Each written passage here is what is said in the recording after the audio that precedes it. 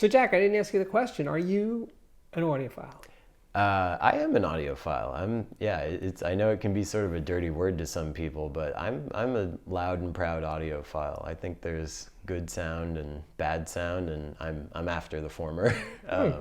But I should clarify that I don't count myself as a sort of absolute sound audiophile. I don't think there's one system that's perfect that sounds better than all the other stereos, which I think is what drives some people to spend hundreds of thousands of dollars chasing it.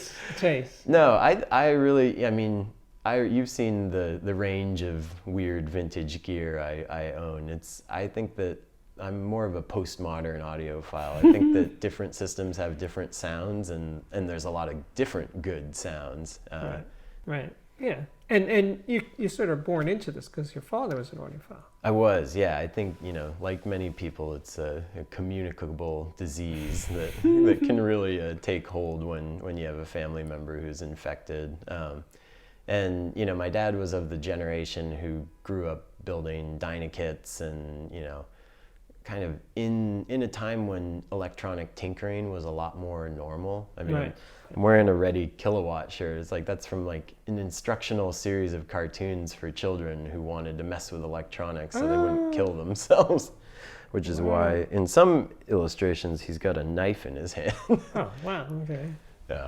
Anyways, so yeah, my dad was a tinkerer his whole life, and I grew up tinkering with him. And when from probably age 8, I would accompany him to the the Association of Silicon Valley Amateur Radio Operators swap meet, which is in the Bay Area, is a mecca for old weird parts, components, speakers, and there's always an interesting crossover of audio people, ham radio people, and DIY, Silicon Valley computer robot people. So this is super cool swap meet, and we would go buy and sell. So yeah, I have very early memories of. So that's where you grew up. Yeah, I grew up in the Bay Area, which is my dad always jokes that I've gotten really into Altec since I moved to the East Coast, and he's always been a little bit more into JBL. So we have that sort of East Coast West Coast feud going. Yeah. But I think I'm pulling him over to the Altec side. All right. We're going to take a look at the system now. Cool. So Jack, these speakers fascinate me, but they're really cool. But they're DIY, right? They are DIY. They're not.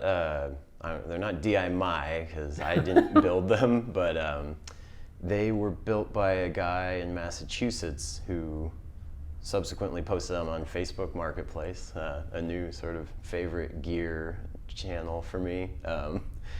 And I went back and forth with them a little bit because I'd been looking for a pair of Model 19s at the time, and these were close to Model 19s. Altec 19. Yes, exactly, Altec Model 19s. But where a lot of people had complaints with the Model 19's horn being a little too small, the 811, these are the 511, so Right. you get a little more coverage, in that lower part of the mid-range. I knew also that a bigger cabinet could really help the 416, breathe and kind of reach its potential in terms of bass. So it looked like a good buy, and I drove up to Massachusetts and really liked what I heard, so I brought him home that day. So that guy built the cabinet. He did, and he did a good job, but I'm still interested in improving them. So I actually am planning to rebuild these pretty soon, using a cabinet designed by Joseph Crow Audio. That essentially is like an Unken type enclosure, slot ported, big cabinet. Bigger than this? I think it'll actually be a little smaller than these. Yeah, these are 13 cubic feet, and I think his is about 9. So it's still big. But then for the horn, I'm hoping to use one of Devin Turnbull's new horns. He calls it the 529A, and he's done some really amazing things with modernizing some old Altec designs, and I think it'll probably be the case with this one too. And tweeter? The tweeter's a Klipsch T35, which is an Alnico horn tweeter. Pretty popular. I don't think it's the most amazing tweeter out there, but they've been around, and it's a lot of people like to use them in their builds. So it certainly hasn't offended me, but I might audition some new things when I do the rebuild in the coming months. So I know my viewers very well, and they're thinking this guy's not married. 'Cause- Believe it or not, I think, I'm super lucky to have found someone who supports my hobbies, and moreover, who likes them and understands them, which at the end of the day, if you're marrying someone who hates the things that you love, I think you need to look at, get your head checked, go back to the drawing board maybe. But yeah, you're definitely dealing with someone really special if they'll let you put washing machine size speakers in the living room. So Nice. yeah, we're gonna do what we can to keep her around. Okay. Yeah. So does she listen to it? Yeah. No, my wife Alex is. I always say that she knows more music than I do and has deeper taste in a lot of genres. So it's pretty fun. I can obsess over the tech and the sound, and she's the one pulling in weird records and kind of deep cuts that I wouldn't necessarily listen to otherwise. Okay. Yeah, That's great. It's a good synergy. Yeah, my wife. When I met my wife a very long time ago. Yeah, she was into it. She was not an audiophile. She's not a techie. Well, actually, she is a techie, but she knew what she was getting into. Because even then, that's good. In the '80s, I had a lot of stuff. Well, when you're marrying someone with a terminal disease, you should probably disclose it before the ceremony. That's true. So let's take a look at the rest of this system. Yeah, sure. Nice turntable. So I know what it is, but tell everybody.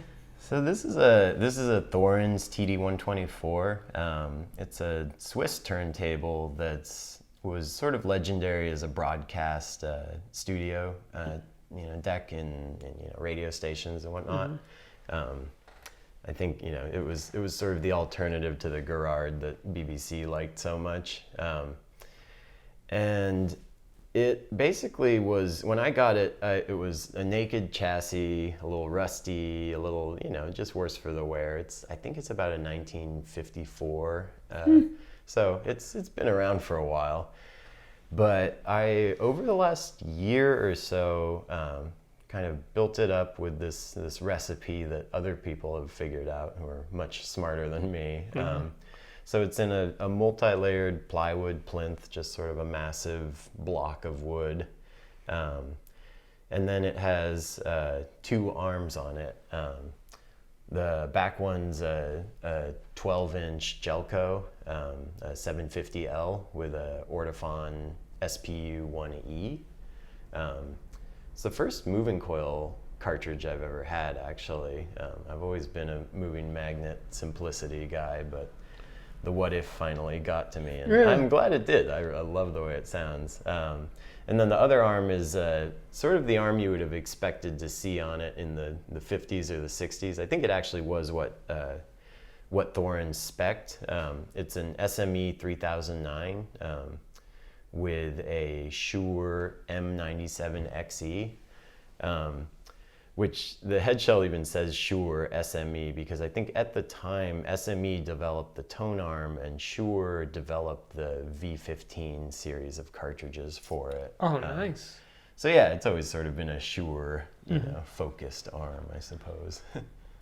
And then we'll go down. Right. Monoprix.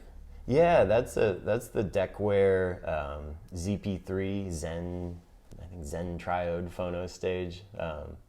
Really cool design. It's a single-ended triode phono stage with a voltage regulating tube. It's tube rectified. It's just like super analog, all the way through. It's only moving magnet, right?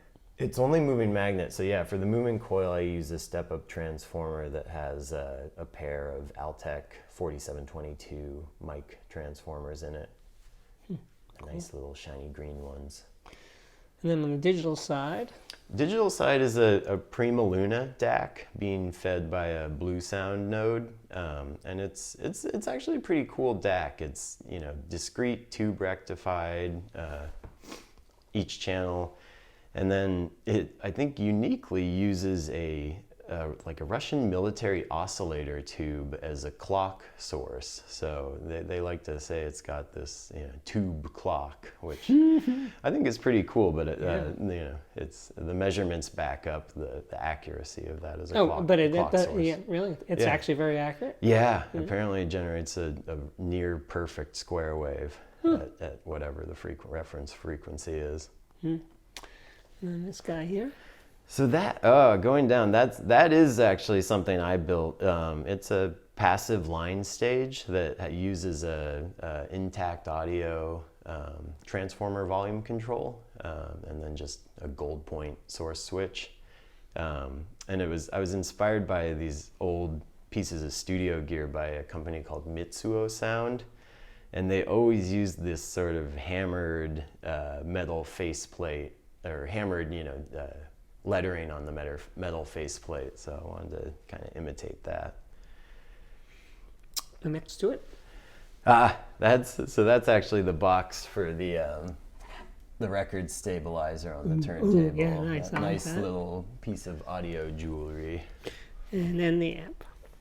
And then finally, the amplifier is it's a Prima Luna dialogue integrated amplifier. I'm using SIFT signal tubes, and then the reissue Mollard KT88s right now. I prefer the KT120 in it, but they've become very hard to find recently and a little too expensive for my taste. So we're trying some alternatives, which that's sort of the big Prima Luna sales pitch is tube rollers paradise because of the auto bias. And you said it was like 30 watts or something?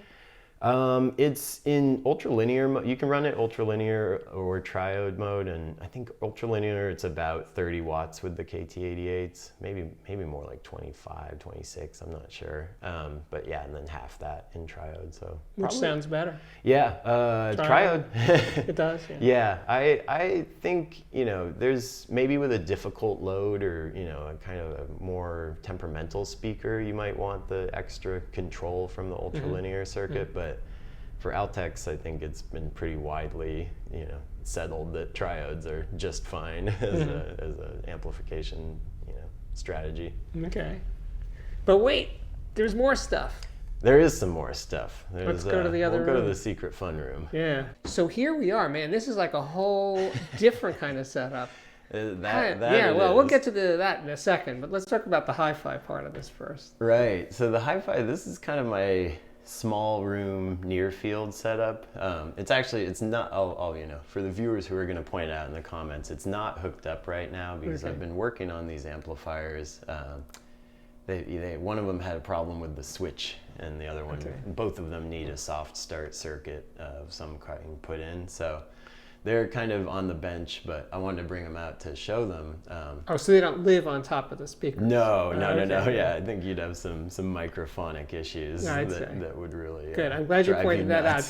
That would be like half the comments. Yeah, exactly. Yeah, we got to address those things, nip them in the bud. Now this is just show and tell, but these are some really cool amplifiers. They're developed by Harry Olson at RCA. Turn this around. Classic RCA meatball era gear. But basically, Harry Olson was the godfather of high quality sound at RCA in the 50s, and his division was the Camden pro sound and movie theaters basically.